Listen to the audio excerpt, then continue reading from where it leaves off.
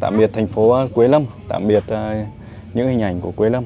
Bây giờ thì chúng ta sẽ đi từ thành phố nhiều núi này để đến với một thành phố biển. Đây là những hình ảnh đầu tiên ở bên ngoài khu nhà ga cao tốc của thành phố Bắc Hải. Bắc Hải này là một cái thành phố đã có lịch sử hơn 2.000 năm rồi đấy mọi người ạ. Linh cứ nghĩ rằng là thành phố này thì nó cũng mới thôi, nhưng mà hóa ra là cũng đã có lịch sử hơn 2.000 năm rồi, từ những thời nhà Hán rồi. Tóm lại cái phong cách về thiết kế nhà cửa cái khu này là nó không giống Trung Quốc một chút nào đâu. Nó giống kiểu phong cách của châu Âu hơn. Để truy qua Việt Nam mà.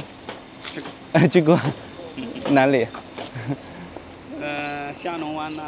在这里可以拥有多少年，还是永久拥有？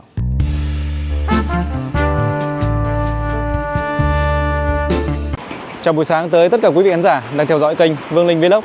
Chúc mọi người có một ngày mới tốt lành. Linh đang đứng tại cổng ký túc xá trường Đại học Bách khoa Quế Lâm.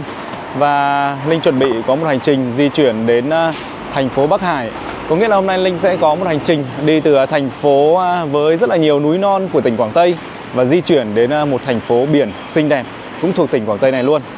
Quãng đường này thì Linh sẽ phải đi mất mấy tiếng đồng hồ, hình như là khoảng 3 tiếng rưỡi đó, để di chuyển trên tàu cao tốc.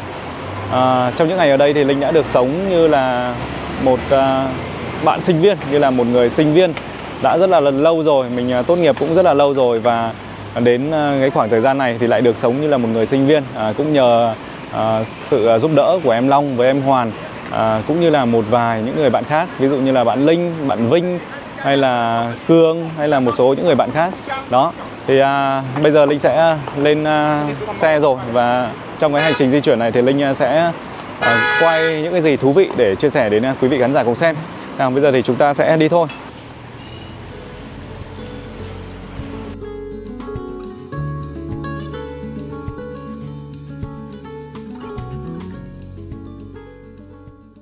Thưa quý vị, là bây giờ thì Linh đã lên tàu rồi, phải rất là vội vàng, chạy cũng thục mạng thì mới kịp cái giờ mà lên tàu và kịp giờ tàu chuẩn bị xuất phát.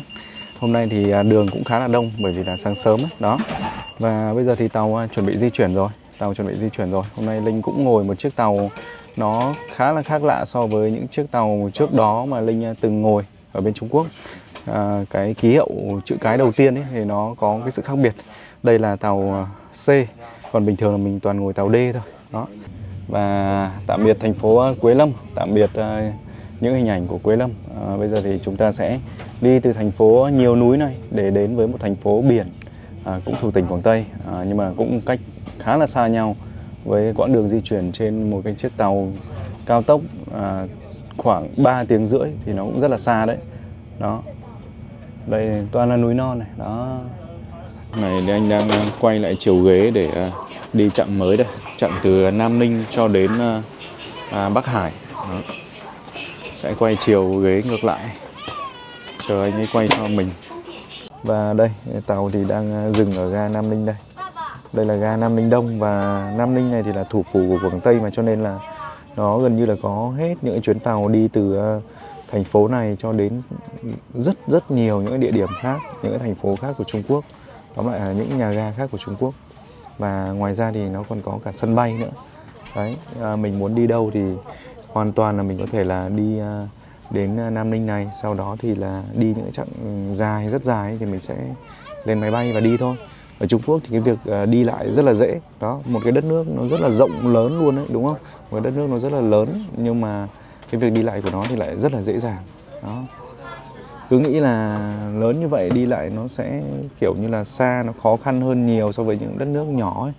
Nhưng mà cái việc đi lại ở đây nó lại rất là đơn giản, dễ dàng và rẻ mọi người ạ.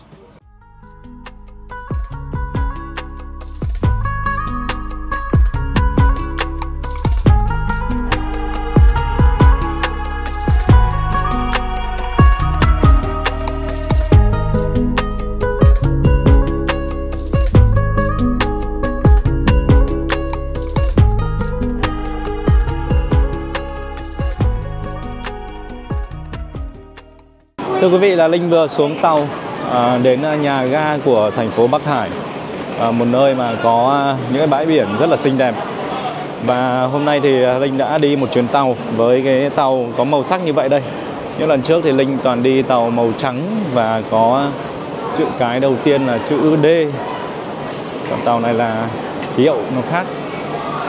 Đây vẫn là ở trong khu nhà ga và có lẽ là cũng nhiều người đến thành phố này để du lịch đây, trong những cái đoàn người mà trước mặt Linh đây này. Đó. Chúng ta sẽ tìm đường để ra ngoài nhé. Đây là những hình ảnh đầu tiên ở bên ngoài khu nhà ga cao tốc của thành phố Bắc Hải. Bên tay phải đây là nơi mà có những chiếc xe buýt điện để chúng ta có thể lên xe và sau đó là về đến những nơi mà chúng ta cần đi. Còn cái ấn tượng đầu tiên của Linh đó là rất là đông người trong cùng một cái chuyến tàu này. Và ở đây thì có một cái này, cái này thì chắc là một hình ảnh của một cái tàu. Đó, một cái công trình mà có cái hình ảnh rất là giống một cái chiếc tàu.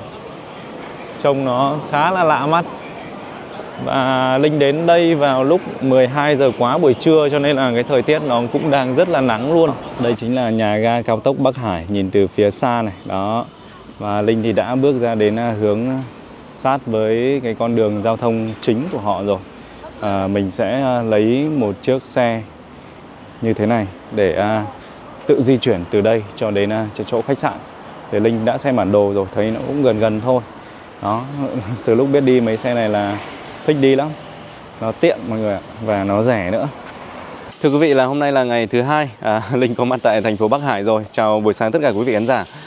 Buổi chiều hôm qua thì Linh đã đến đây và sau đó thì cũng khá là mệt cho nên là cũng chưa kịp quay gì. Sáng nay thì đã dậy sớm để bây giờ ra ngoài đường đây để quay chia sẻ đến quý vị khán giả về cái khu dân cư nơi mà Linh thuê trọ ở cái khu nhà này. Đó, đây là một cái nhà nó giống nhà nghỉ hơn chứ không phải khách sạn đâu. Và đây là một cái quang cảnh đường phố này. Đó, ở đây cũng có một cái cô bán hàng rong. Đây là dưa gang, nhãn, nho, không biết là bán như nào đây. Thanh mai. Hay là đây là đó, mận, xem nào, xem mận đây có ok đấy nhỉ. Có khi phải mua chùm nho cũng nên. Đây là thanh mai này. Thanh mai. Lá bạn em? Mai chùm nhang. 15块。甜的。15块。不吃。试一下味道嘛。很甜的。老板娘。xoài。15块。这个。4块。4块一斤。có 4 tệ một cân thôi. 8 tệ một cân Việt Nam. 10 khoai. Xem nào. Lấy chùm nho đi. Cái nho Linh mua là 15 tệ một cân. Tính là 30 tệ một cân Việt Nam đấy. 30 tệ là cũng 100.000 một cân Việt Nam.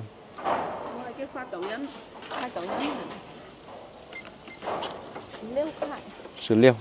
Thế này hơn một cân có tí thôi. 16 tệ. Đời sống ở đây thì cũng hao Việt Nam thôi. Không có khác biệt gì nhiều cả.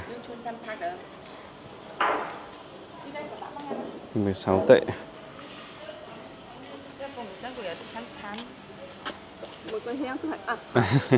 Ok, xe. Bây giờ thì chúng ta sẽ đi ra ngoài đây và chọn một cái hướng đi nào đó nhé. Chưa biết đi hướng nào. Ở ngay bên cạnh cái nhà Linh đang ở thì cũng có một cái ngôi nhà khác họ đang xây dựng này. Đó. Và cái điều Linh thấy ở đây là người ta sử dụng cái giàn giáo bằng tre này cũng rất là nhiều. Hôm đi Quế Lâm thì cũng như vậy. Cái tòa nhà này xem nào, 1, 2, 3, 4, 5 tầng. Nhưng mà người ta vẫn sử dụng giàn giáo tre. Thì chắc là dùng cái này nó tiết kiệm hơn đúng không? Chắc là dùng cái này nó tiết kiệm hơn cho nên là mình thấy nhiều người vẫn đang, nhiều nơi ở Trung Quốc người ta vẫn sử dụng cái giàn giáo này. Đây những cái này thì chắc là gọi nhà nghỉ thì đúng hơn. Kiểu homestay ấy mọi người, kiểu homestay. Hay kể cả bên này cũng như vậy. Bên này thì cũng là một cái ngôi nhà có 4 tầng. Có 4 tầng cũng đang được xây dựng. Rất là nhiều những ngôi nhà đang được xây dựng ở xung quanh đây.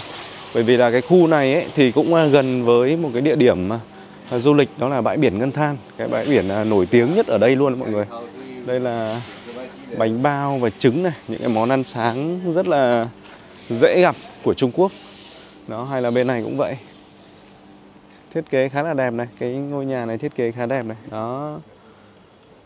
Toàn là gọi là những cái homestay thôi, homestay nhà nghỉ thôi để cho du khách có thể đến và thuê trọ ở lại.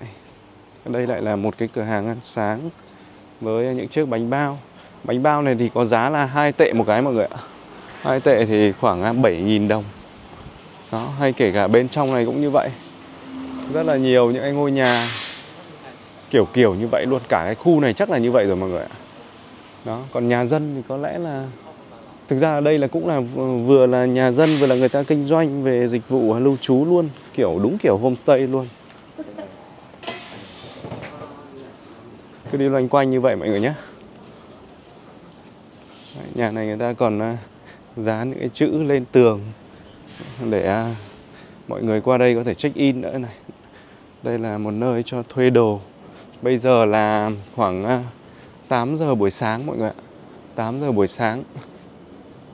Giờ này thì vẫn còn khá là sớm. Ở Trung Quốc những cái cửa hàng thì đa phần đều chưa mở cửa đâu.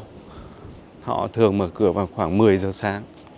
Đẹp quá này. Những cái thiết kế này rất là đẹp đây. Đẹp hơn nhiều so với những cái khu khác mà Linh từng đi. Cái nhà ở khu này thì đẹp hơn nhiều. Hay là đây chẳng hạn. Đây cũng lại là một cái nhà nghỉ khác. Trước cửa thì người ta thường dán những cái chữ, những cái gọi là câu đối ấy. Mình vào đây là mình có vẻ như là thực ra là đi vẫn được, nhưng mà có lẽ là Linh sẽ quay ngược lại thôi. Kìa, ở bên kia cũng có một cái nhà đang làm này. Và cả nhà này thì cũng như vậy luôn. Có nghĩa là có thể là du lịch ở Bắc Hải này trong những năm gần đây nó phát triển hơn. Vậy nên là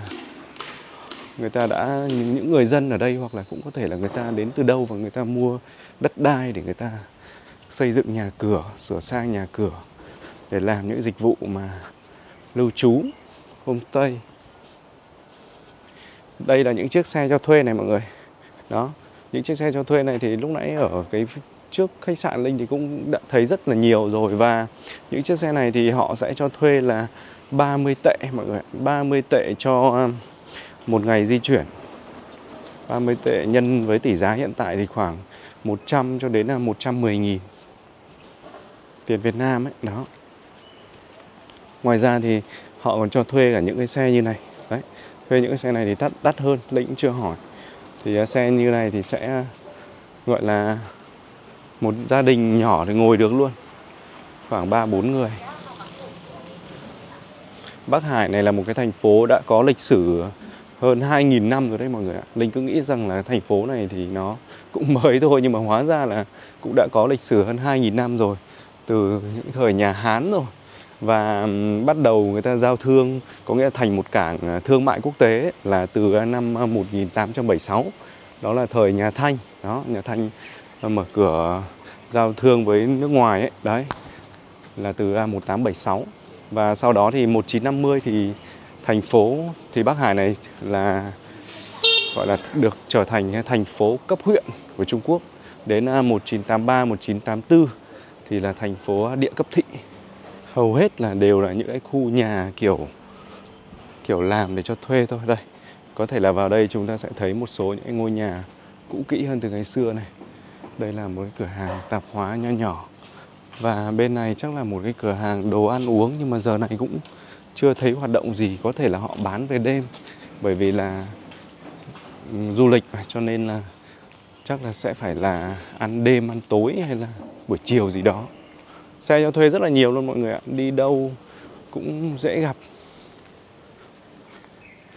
Nhà này thì có vẻ là chưa có điều kiện để làm về du lịch đây. Đấy, thỉnh thoảng thì mới gặp được một cái căn nhà như này ở trong đây. Có thể là đi khu khác thì chúng ta sẽ gặp nhiều, nhưng mà khu này là như vậy.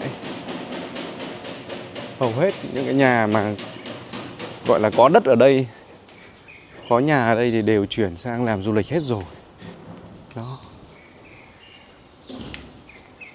Ui, xe cho thuê như này rất nhiều luôn. Nhà nào gần như cũng cho thuê xe.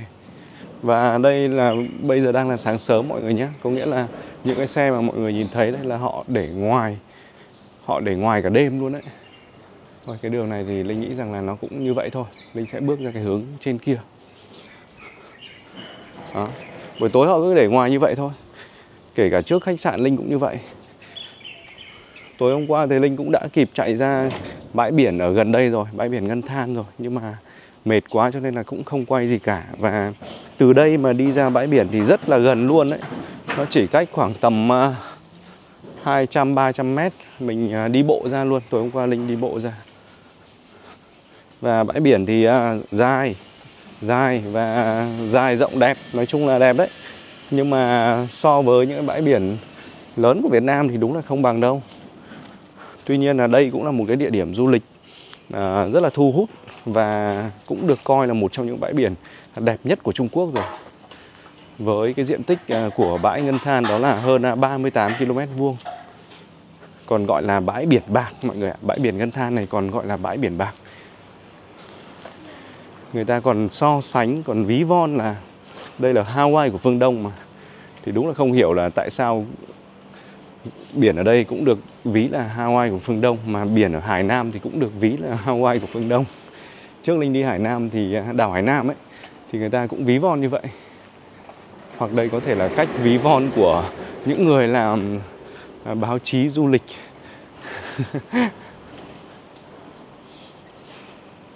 Đấy, xe cho thuê này, nhiều chưa? Toàn xe cho thuê thôi.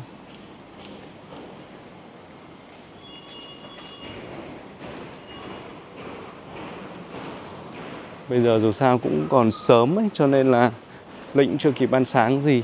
Nếu mà thấy một cái quán ăn sáng nào có một cái món ăn đặc trưng gì đó thì có lẽ là mình cũng ăn sáng luôn. Đây cũng là một cái nhà này thì chắc là nhà dân này, không giống nhà kinh doanh cho lắm. Chỉ cần đi bộ một chút nữa thôi là sẽ ra đến một cái con đường giao thông. Tuy nhiên là cái khu vực này thì là cái khu vực cách xa cái trung tâm, cái quận trung tâm của thành phố ấy, cho nên là cái con đường ở đây thì nó cũng sẽ không quá là đông đúc hay là gì đâu. Chỉ là một con đường kiểu như là dẫn ra biển ấy, vậy nên là cũng không đông đâu. Nếu mà đông thì có lẽ là vào buổi chiều hoặc buổi tối, chiều tối ấy. Đây chắc là bánh cuốn rồi. Xe này chắc bán bánh cuốn rồi.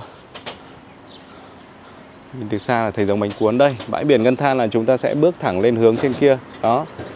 Thì ở đây đến cách 100 mét thôi. Nhưng mà để đi đến cái quảng trường trung tâm của bãi biển này thì mọi người sẽ phải đi bộ thêm khoảng 300 mét nữa. Đây chỉ là một cái biểu tượng của biển thôi. Tóm lại đây là cũng là một phần của cái bãi biển Ngân Than này. Tuy nhiên là cũng khá là xa thì mới đến quảng trường trung tâm. Bù dùng sổ chi. 这个录视频不用手机。你是录视频是吗？录视频。Đấy, ông chú này ông rất là 录视频这个好吗？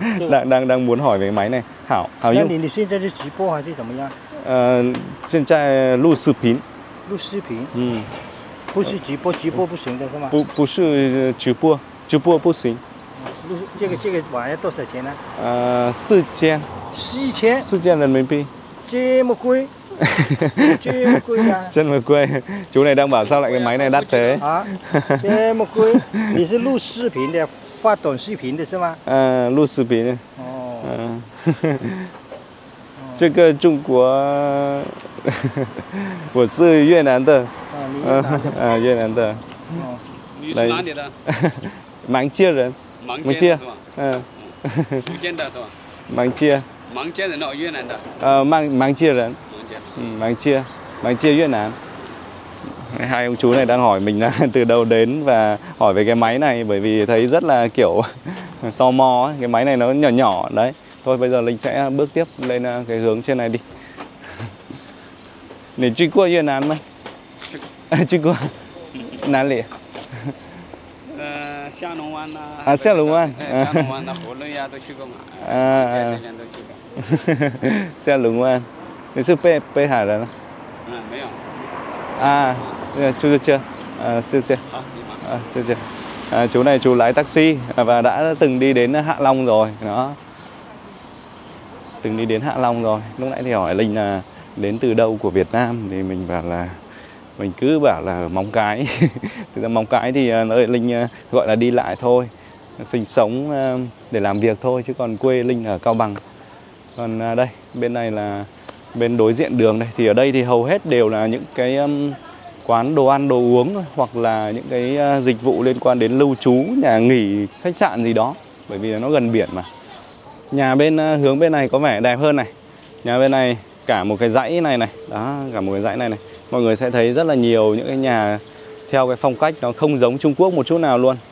Không giống Trung Quốc luôn. Đó.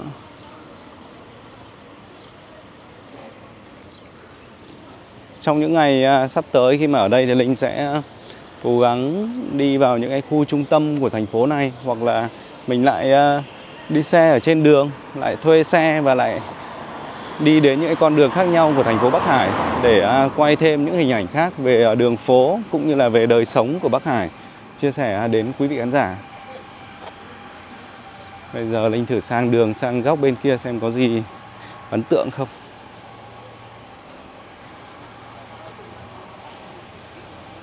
Xe ở đây cho thuê thì nhiều lắm mọi người ạ. Đây.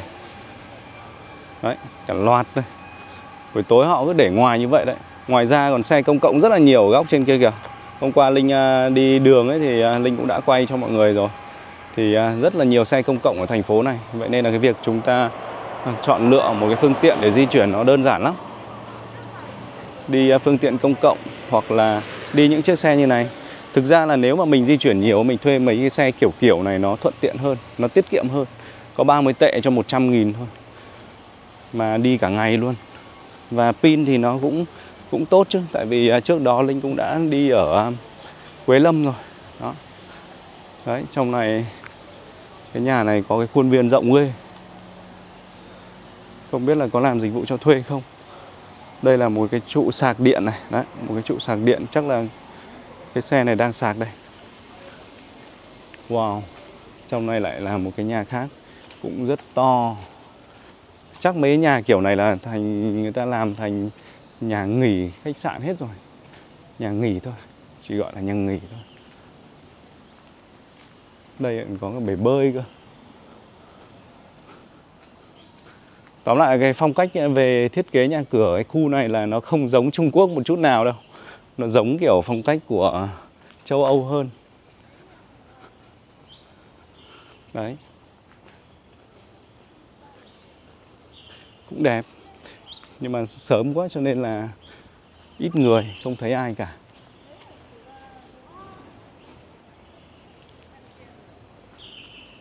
Đó.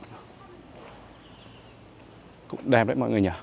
Và tại sao họ lại xây nhà theo cái phong cách như này nhỉ?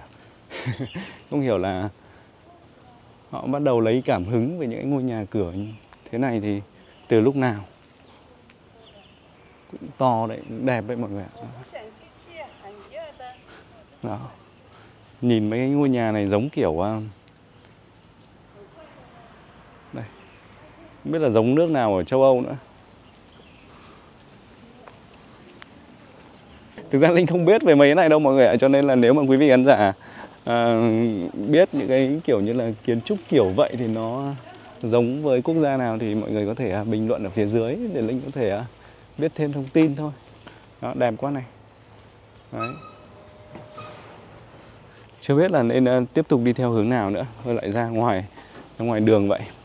Đây có một cô bán bánh này. Như nào? Có vẻ như là bánh này người ta sẽ có trứng ở trong. Bởi vì anh thấy có trứng đây. Các bạn nhé. Tôi xả chén đi cưa. 3块钱一个，还没做好，但是这会儿。Này mấy chua? 对，还没做好呢。Chưa xong, bây giờ người ta còn phải cho vào kia để là đó. Có 3 tệ thôi, 3 tệ một cái thôi. Tour xảo phân à? Tour xảo phân. 等个5、6分钟了，还得。 5-6 phân chung. 对。Ok, xe. Phải khoảng 5-6 phút nữa thì phải. Tí nữa Linh quay lại, tí nữa Linh sẽ quay lại. 5-6 phút thì cũng gần. Ban đầu Linh cứ nghĩ rằng là 50-60 phút. Nhưng mà sau khi mình bình tĩnh để dịch thì khoảng 5-6 phút thôi. Đây lại có một cái cửa hàng về mì. Cũng là cửa hàng về ăn sáng. Có vẻ như là đây là mì ốc Liễu Châu đây, mì Liễu Châu đây. Đó, hôm trước thì Linh đã đi Liễu Châu và đã thử cái món mì đó rồi. Sau đó thì đi Quế Lâm cũng đã thử món mì Quế Lâm rồi.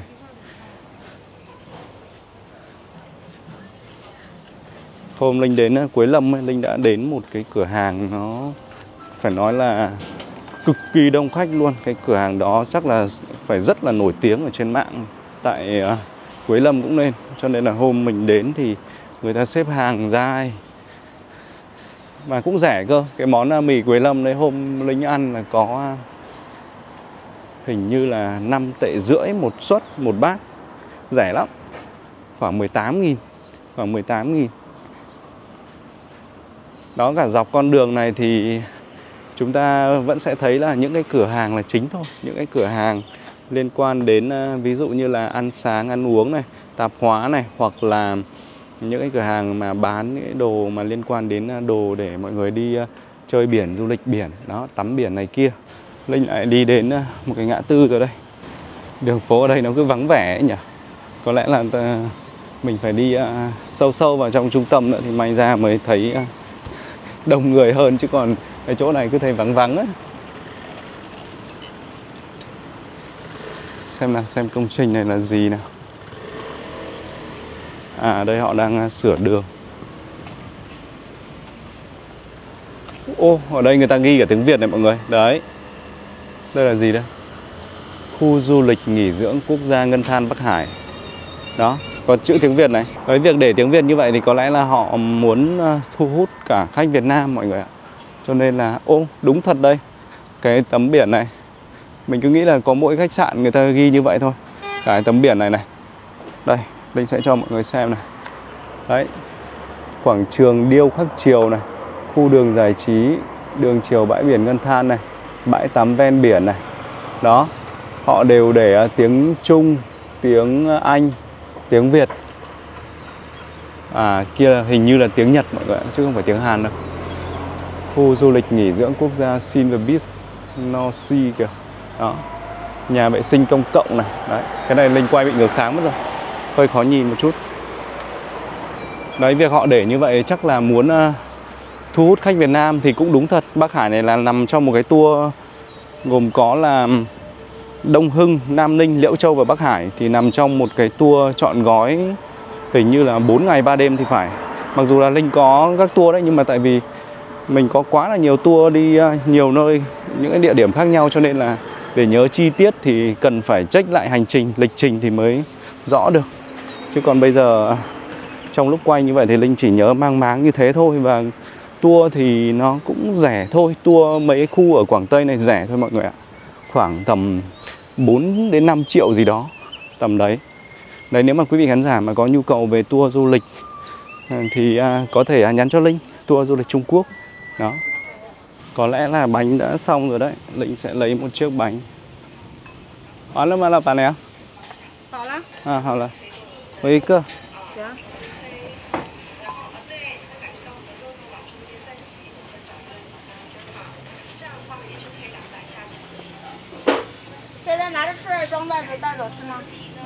再吃。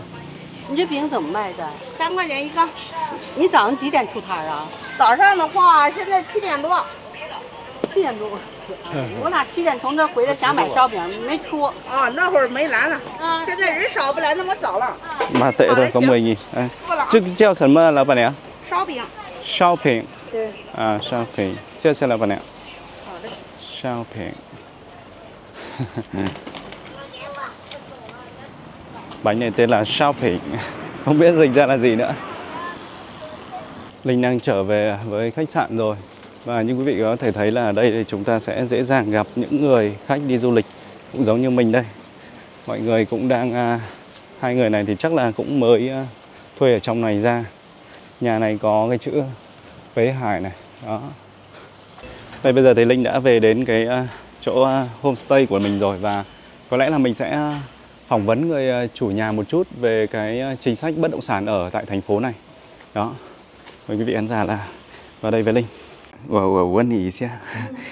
Thưa quý vị, là đây là chủ nhà, chủ của khách sạn mà nơi Linh đang ở đây trong những ngày này. Nì mải chưa tung phán sư tôi chiều đâu. 住的啊，来推是买的。啊，不是买的。住的。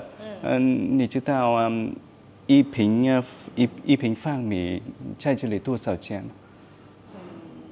就是这种房子嘛，这种房子的话，然后可能得1万多。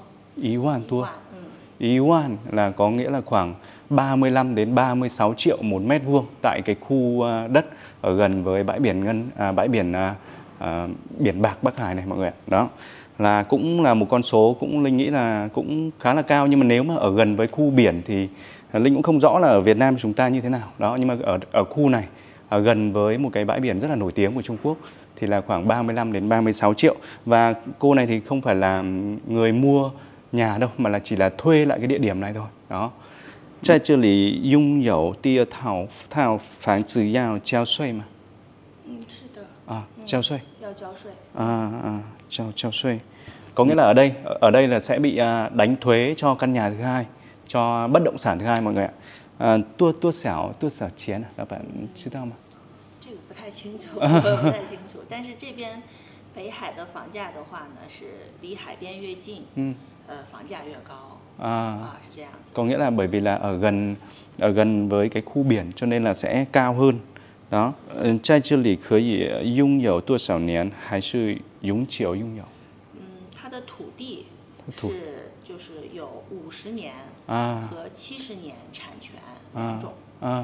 对。 Có nghĩa là được sở hữu 50 đến 70 năm thôi. Có nghĩa là những người Trung Quốc người ta mua đất đai ấy thì không được sở hữu vĩnh viễn, mà là chỉ được sở hữu cái quyền sử dụng đất trong vòng khoảng 50 đến 70 năm thôi. 70年后 交钱，然后再继续去买。 Có nghĩa là sau 70 năm sẽ phải có nghĩa là sau 70 năm ấy thì những người sở hữu đất này họ sẽ phải đóng một cái khoản phí thì mới tiếp tục được sử dụng cái quyền sử dụng đất ở đây tiếp. Phê cao mà. 不高。因为现在已经有往前倒推70年，已经有可以继续续的了。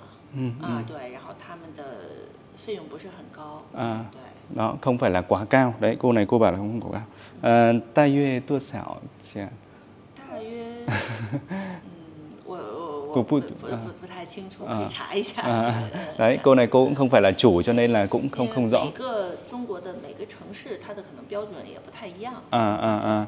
Có nghĩa là tùy những cái thành phố khác nhau thì sẽ có mức thuế khác nhau, cho nên là cũng không thể nào đưa ra được một con số cụ thể được. Đó. Ví dụ như ở những cái thành phố lớn chẳng hạn như là Thượng Hải, Bắc Kinh hay Thẩm Quyến chẳng hạn thì những cái mức thuế này nó sẽ cao hơn đó so với những cái khu như vậy. 外国人可以在这里买 外国人不太清楚。不太清楚。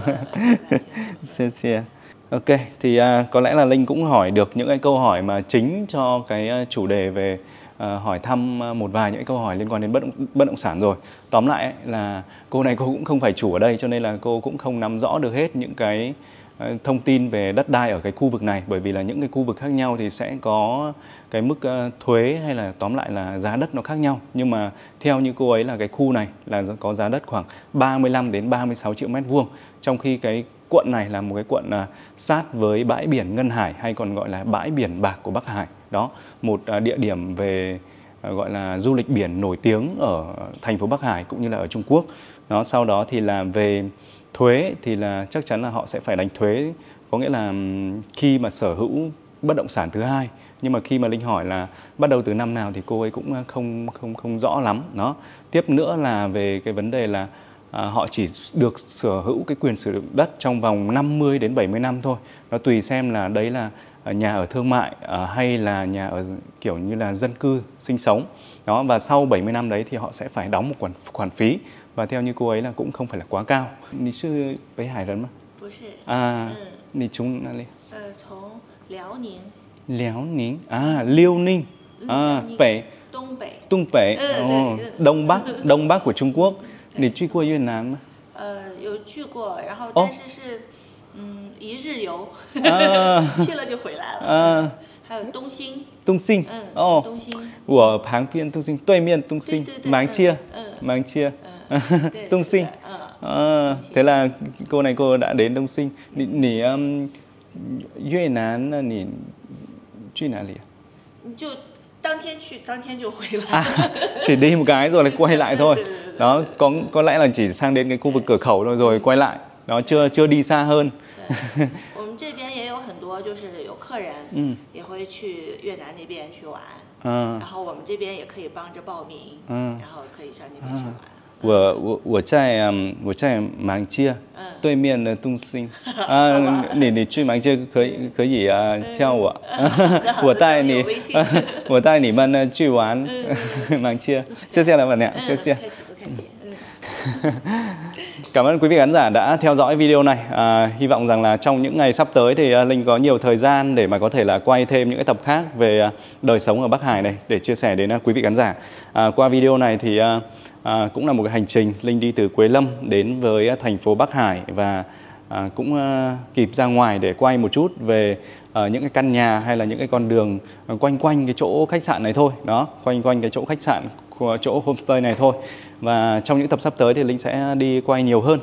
Đó, và thêm nữa là mọi người cũng đã có thêm một chút thông tin về tình hình, không phải là tình hình mà về những cái chính sách về bất động sản của Trung Quốc. Đó, mình thì do là cái trình độ về tiếng Trung nó còn hạn chế cho nên là cũng chỉ hỏi được một vài câu cơ bản như vậy thôi. Đó, hy vọng rằng là đã đem lại một cái thông tin nho nhỏ để quý vị khán giả nắm bắt thêm về thành phố Bắc Hải này cũng như là về bất động sản tại khu vực này. Đó, cảm ơn quý vị khán giả đã theo dõi video. Xin chào và hẹn gặp lại.